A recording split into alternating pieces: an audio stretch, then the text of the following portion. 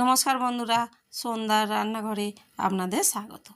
আবারও চলে এসেছি নতুন একটা রেসিপি নিয়ে। আজকে রেসিপি চিতই পিঠে বা আজকি পিঠে।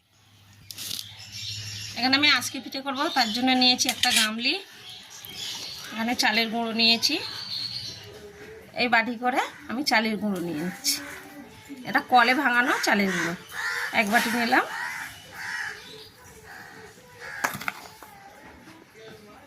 মোট 3 বাটি কলের গুঁড়ো নিলাম, আতপ চালের গুঁড়ো। এখানে আমি ময়দা নিয়েছি, দেখুন ওই বাটিতে 1 বাটি ময়দা নিলাম, আর হাফ চামচ নুন দিলাম। এবারে আমি জল দিয়ে দেব, ঠান্ডা জল, নর্মাল যেসব জল খাই ওই জল দিয়ে দিচ্ছি। এবারে অল্প অল্প করে আমি হাত দিয়ে মাখিয়ে নেব।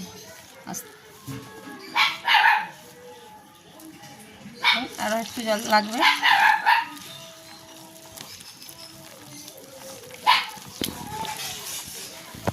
আরও একটু জল লাগবে, জল দিয়ে দিলাম।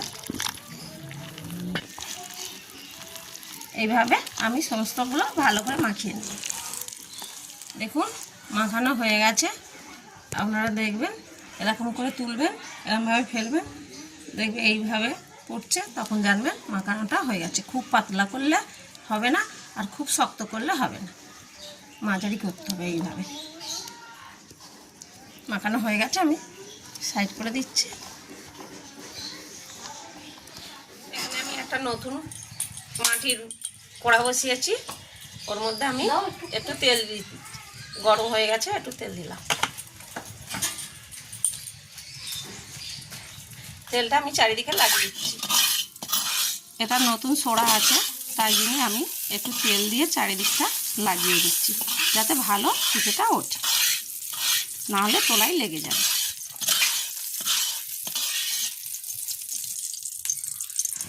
যে চালের গুঁড়োটা মাখিয়ে রেখেছিলাম, ওইটা আমি আবার এরমভাবে নেড়ে ওর মধ্যে দিয়ে দিচ্ছি। দেখুন বাটি করে নিয়েছি, এর মধ্যে আমি ঢেলে দিচ্ছি।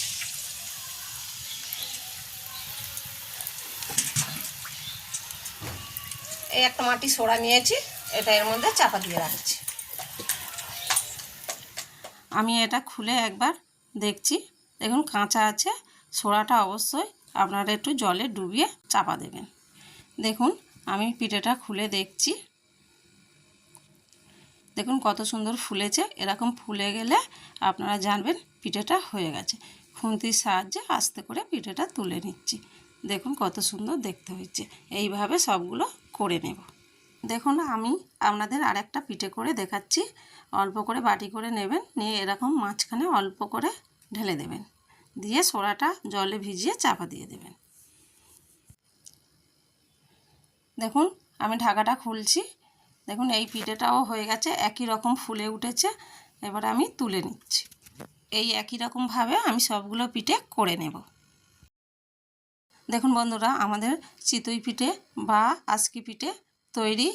দেখুন এই পিঠেটা কত সুন্দর নরম হয়েছে। একটা আপনাদের ভেঙে দেখাচ্ছি, দেখুন কত সুন্দর হয়েছে। এই পিঠেটা আপনারা আখের গুড় বা খেজুরের গুড় দিয়ে খাবেন, খেতে খুবই সুন্দর লাগে। আপনারা অবশ্যই ঘরে একবার তৈরি করে খেয়ে দেখবেন।